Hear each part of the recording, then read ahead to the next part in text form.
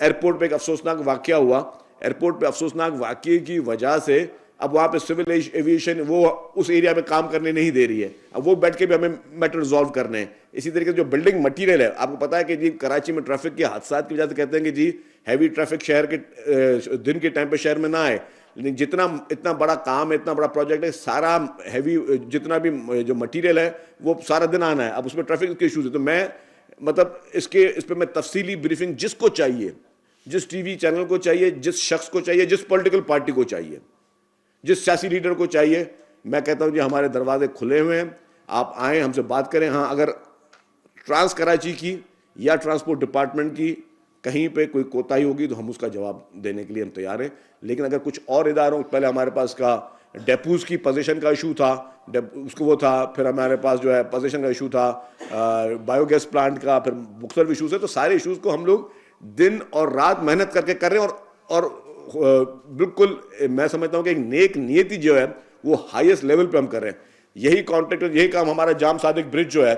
وہ ہم نے کام شروع کیا ہوا ہے. جام صادق برج میں بھی یہی ٹرانسپورٹ ڈپارٹمنٹ سندھ کا جو کام کر رہا ہے. اب وہ جام صادق برج ہمیں 2025 کے دسمبر میں کمپلیٹ کرنی ہے. میں آپ کو بتاتا ہوں انشاءاللہ تعالیٰ میں آپ کو 2025 کے مارچ اپریل کے بیچ میں آپ کو جام صادق برج ہینڈ اوور کروں گا کراچی کے لوگوں کو, کہ ہم ٹائم سے پہلے کام کریں گے. ان کو میں نے کہا کہ جی 3 شفٹوں میں کام ہوگا. اب اس میں بھی اب ٹیکنیکل چیزیں, اب ظاہر انہوں نے کہا کہ جی کنسلٹنٹ کے پاس اتنا اسٹاف نہیں ہے, ہمارے پاس فورن کنسلٹنٹس ہیں دونوں پروجیکٹ پہ. ہمیں ایک اور بھی ہمیں ایشو ہوتا ہے کہ ہمارے فورن کنسلٹنٹس ہیں. اب ان کنسلٹنٹس کو میں نے سلیکٹ نہیں کیا, وہ انہوں نے وہ ایک پروسیجر سے ان کے ساتھ وہ سلیکٹ ہوئے, اور سارے فارنر کنسلٹنٹ ہیں جنہوں نے لوکل کنسلٹنٹ کے ساتھ جے وی کی ہوئی ہے. اب ان کی اویلیبلٹی, کبھی ان کے ایشوز, کبھی ان کے نخرے, تو سب کو ساتھ لے کر چل رہے ہیں. لیکن ہم جہاں ہمیں رائٹ آف وے کا ایشو نہیں ہے, جہاں پہ ہمیں یوٹیلیٹیز کی ٹرانسفر کا ایشو نہیں ہے, جہاں پہ ہمیں کوئی لینڈ کا کوئی اور ڈسپیوٹ نہیں ہے, تو وہاں پہ ہم جو ہے وہ ٹائم سے پہلے چیزیں کمپلیٹ کر کے دے رہے ہیں. کیونکہ ہمیں پتہ ہے کہ لوگوں کو تکلیف ہو رہی ہے. یہ نہیں کہ میں نے کہا کہ جی بہت زبردست اسپیڈ سے کام چل رہا ہے. یس چیلنجز ہیں, لیکن کیا چیلنجز کو دیکھ کے ہم پروجیکٹ بند کر دیں؟ کیا چیلنجز کو مد نظر رکھتے ہوئے یہ جو پروجیکٹس بن رہے ہیں, یہ پاکستان پیپلز پارٹی کی سندھ حکومت کی جانب سے کراچی کے شہریوں کے لیے اگلے 100 سال کی پلاننگ پہ بن رہے ہیں پروجیکٹس. یہ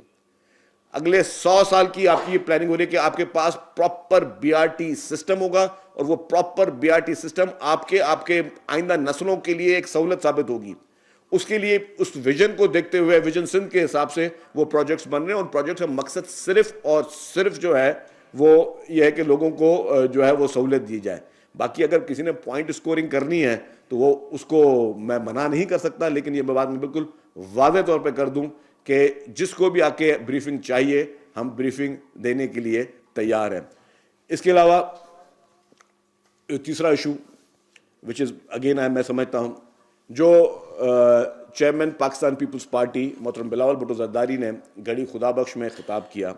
میں سمجھتا ہوں وہ پورے پاکستان کے لیے اہم ترین ایشو ہے. اور اس پہ چیئرمین بلاول بھٹو زرداری صاحب نے کہا, جو کہ حقیقت ہے اور ملک کے بچے بچے کو پتہ ہے, کہ اس ملک کو ایٹمی طاقت شہید ذوالفقار علی بھٹو صاحب نے دی, اور اس کی وجہ سے آج پورے پاکستان میں پوری دنیا میں کسی کی یہ مجال نہیں ہے پاکستان کی طرف میلی آنکھ سے دیکھے. پھر اس کے بعد میزائل ٹیکنالوجی شہید محترمہ بے نظیر بھٹو صاحبہ نے دی, اور اس سے پاکستان کی دفاعی صلاحیت امپروو ہوئی, اور پاکستان اس پوزیشن پہ ہے کہ پاکستان پہ کوئی اگر میلی آنکھ رکھے گا تو پاکستان اس کا جواب دے سکتا ہے. اور انہوں نے کہا جس طرح چیئرمین صاحب نے کہ اصل نشانہ جو ہے وہ ہماری یہ میزائل صلاحیت ہے, اور بہانہ عمران خان ہے. تو عمران خان بہانہ, اور عمران خان نہ صرف استعمال ہو رہا ہے لیکن وہ استعمال کر بھی رہا ہے اپنی سہولتوں کے اگینسٹ پاکستان کے سلامتی کو. اس کی پوری کوشش ہے کہ اس کو ریلیف ملے, اور اس کے بدلے میں اگر پاکستان کی جو سالمیت ہے, پاکستان کی دفاعی صلاحیت ہے, پاکستان کے اندرونی یا بیرونی جو پاکستان کے لیے چیلنجز پیدا کرنا, پاکستان میں انتشار پیدا کرنا,